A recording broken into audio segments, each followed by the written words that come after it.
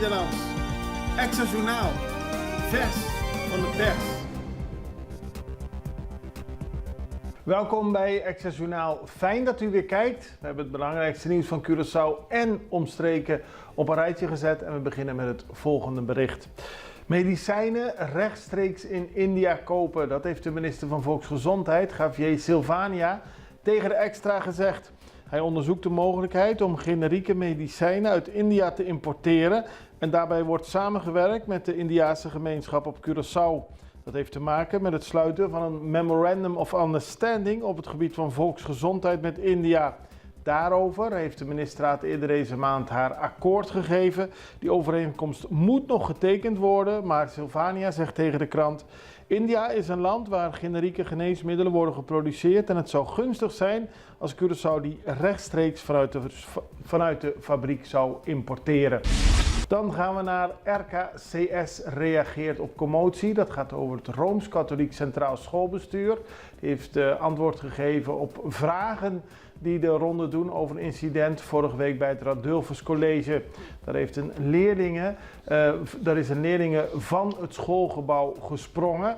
En dat leidde tot veel commotie op school en ook tot een brief, een anonieme brief die geschreven zou zijn namens de leerlingen. En de leerlingen laten weten dat wat hen betreft er te weinig begeleiding voor de leerlingen is geweest en ook dat er veel mis was op school.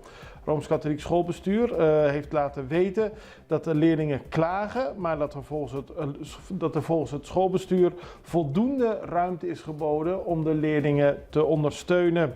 Volgens het schoolbestuur is er direct ondersteuning geboden aan al die het nodig hebben.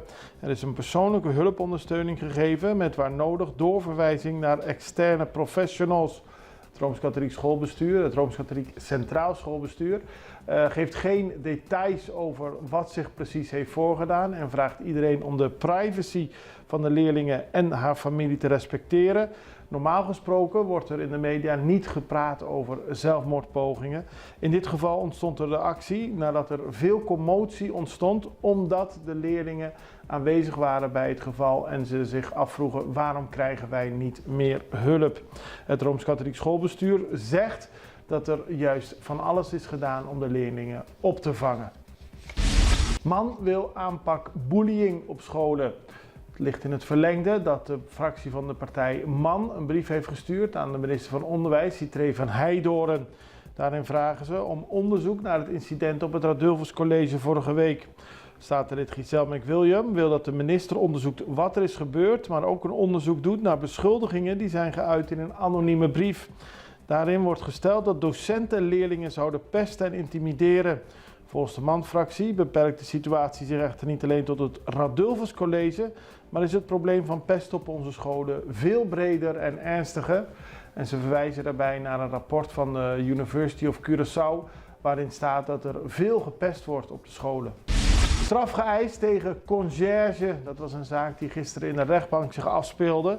Er is 18 maanden gevangenisstraf geëist tegen een 58-jarige conciërge. 8 maanden daarvan zijn voorwaardelijk. 3 jaar zou een proeftijd moeten zijn. De rechter doet uitspraak op 8 april.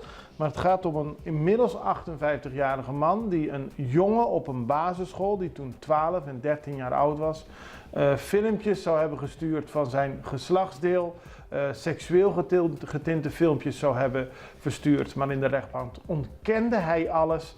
Hij zegt dat de jongen zelf op het verkeerde pad is gegaan op seksueel gebied en niets van hem te duchten heeft gehad. Hij heeft de jongen niet aangeraakt, maar hoe, zegt hij, maar hoe die filmpjes dan toch op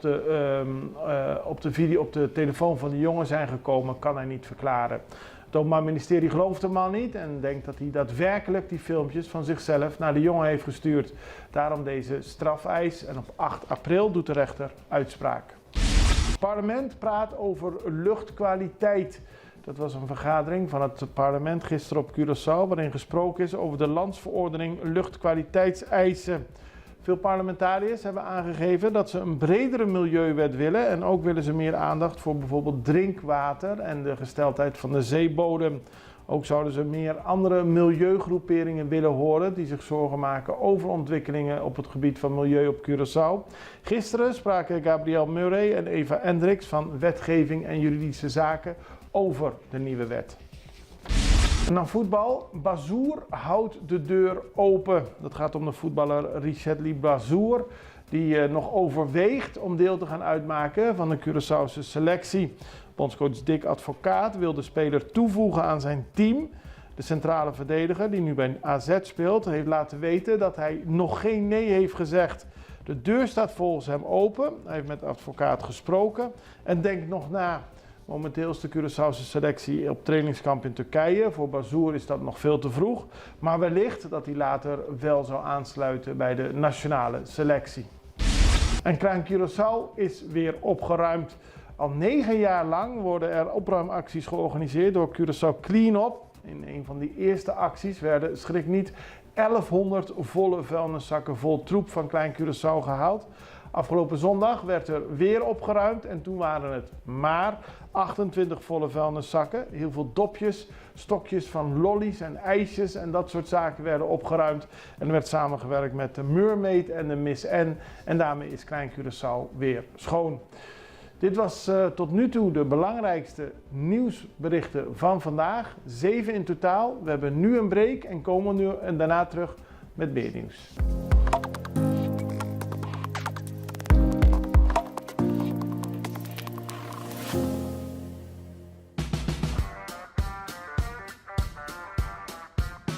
Welkom bij Heavy Mix Concrete. Heavy Mix Concrete is in 2009 opgericht door de familie Vieira. Toen de tijd bestond de vloot uit 4 betonmixers, 1 pomptruck en een hele simpele betonplant. Maar kijk nu wat het is geworden. 14 betonmixers, 6 betonpompen en een nieuwe betonbatchingplant.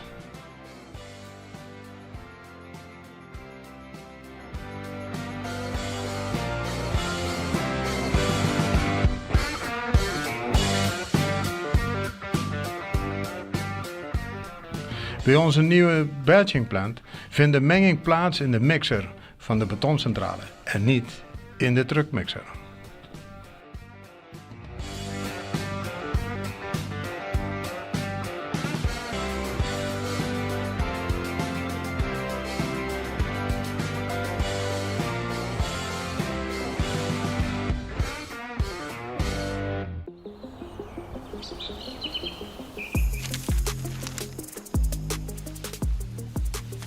Welkom op Curaçao, een van de mooiste eilanden in de Caribiën. Een ware parel. En het is een eiland waar je van heel veel zaken kunt genieten. Van de natuur, van de zee, van het eten, van de mensen en zoveel meer.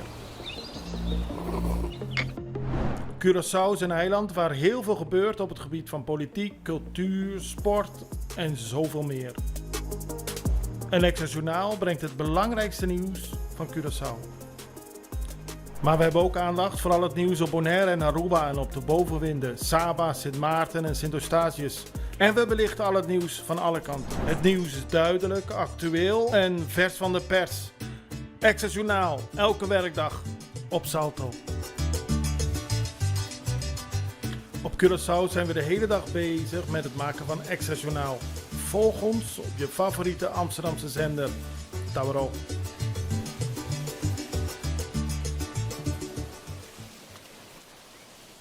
De Ambassador Edition of the Curaçao Experience 2024. Een hele naam vol van een ambassadeursconferentie die gisteren begonnen is in de Centrale Bank van Curaçao. Ambassadeurs van meer dan 25 landen doen mee en het is volgens de organisatie een unieke gelegenheid om de relatie tussen Curaçao en de deelnemende landen te versterken. Er doen ambassadeurs mee uit landen als Suriname, Bolivia, Kazachstan, Panama, de Dominicaanse Republiek, Brazilië, Canada, Frankrijk, Slovenië, Moldavië, Nigeria, Peru, Chili, Costa Rica, Zwitserland, El Salvador, India, Argentinië, Italië, België, Malta, Uruguay en Colombia. Het is een enorme lijst van ambassadeurs die normaal hun standplaats in Nederland hebben, in Den Haag.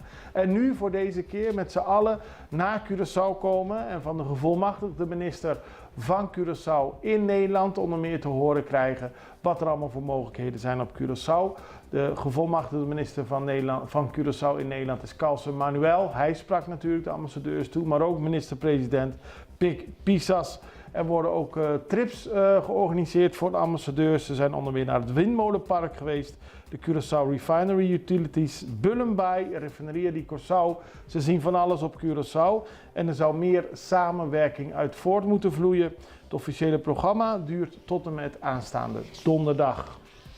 En dan gaan we naar Aruba, even kort, want daar was Dia di Himno y Bandera.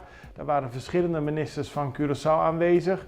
En het was een mooie herdenking voor Aruba, deze belangrijke dag. Maar ik wil even laten zien hoe hartelijk onze minister Javier Silvania van Financiën en van Volksgezondheid wordt ontvangen door de Arubaanse minister-president Evelien Wever-Kroes, niet Erika, Evelien Wever-Kroes.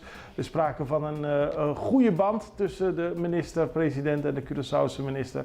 En het is ook wordt altijd zeer gewaardeerd door Aruba als Curaçaose ministers daarbij aanwezig zijn. Ook Citré van Heidoren was gisteren op Aruba. En dan gaan we verder met Aruba, maar dan op een andere manier, namelijk een interview met Geoffrey Wever. De Arubaanse minister gaf een paar dagen geleden een interview aan de Nederlandse nieuwszender BNR. Het gebeurde op zondag. Hij sprak over het feit dat Aruba nieuwe ondernemers zoekt die willen investeren in het land, met name in de horeca en bijvoorbeeld op het gebied van energietransitie. Aruba biedt volgens Geoffrey Wever heel veel kansen aan Nederlandse ondernemers. Binnenkort komt er een delegatie van het eiland naar Den Haag voor de Aruba Investment Summit. En die top moet Nederlandse ondernemers naar het eiland trekken. Hij kreeg bij BNR ook nog even de tijd om uit te leggen hoe aantrekkelijk Aruba is voor Nederlandse ondernemers. We hebben twee mooie binnensteden die volop in bloei zijn, waarin veel wordt geïnvesteerd door de regering en ook door de private sector. Maar er is nog veel ruimte voor uitbreiding. Er zijn vele panden die eigenlijk op zoek zijn naar content. Nederlanders die zijn bijvoorbeeld erg succesvol op het gebied van horeca. Dat is een doelgroep die we graag ook zouden willen aantrekken en warm willen maken voor het ondernemen op Aruba. We hebben wellicht bekend vele toeristen, ongeveer 2 miljoen per jaar, 120.000 mensen aan inwoners. Dus er is een goede markt en het toerisme blijft maar groeien. Dus ik denk dat er echt heel veel, er is heel veel potentie en de markt is er. Maar we moeten nu op zoek naar investeerders om meer aanbod aan te bieden aan bijvoorbeeld de toeristen. En die mogelijkheden zijn er. En meneer Wever, dat is de reden waarom dus... Sorry, gaat u door. Ja, sorry dat ik u onderbreek. U heeft het voornamelijk dus over toerisme. Zijn dat dan de Nederlandse ondernemers die u wil aantrekken? Dus horeca, of zijn er ook nog andere sectoren?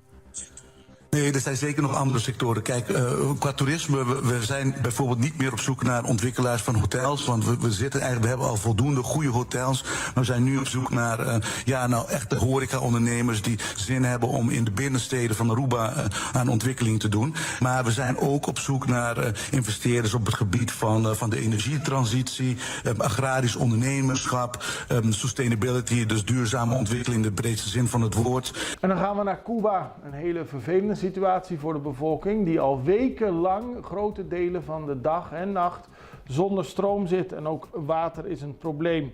Hiertegen is zelfs gedemonstreerd en dat komt niet vaak voor in Cuba. Dat heeft er weer toe geleid dat volgens Cuba Amerika achter deze demonstraties zit en ze hebben Amerika opgeroepen om zich verre te houden van de weekendprotesten. Amerika op haar beurt zegt weer dat die protesten symptomen zouden zijn van een schrijnende situatie in het land. Het gaat om de ergste economische crisis in decennia en die wordt volgens Cuba nog verergerd door Amerikaanse sancties. En dat heeft tot gevolg dat sinds begin maart er sprake is van een golf van stroomuitval als gevolg van onderhoudwerkzaamheden aan de Antonio Guiteras thermoelektrische centrale. Dat is de grootste van het land. Op de beelden ziet u hoe mensen in vooral Havana zich staande moeten houden in een stad waarbij heel vaak er geen stroom is. Het is vooral donker in de stad. En als gevolg daarvan zijn er dus protesten georganiseerd, omdat niet alleen in Havana, maar in heel veel delen van het land er sprake is van stroomtekorten. Er werd gedemonstreerd in onder meer Santiago de Cuba en Bayamo.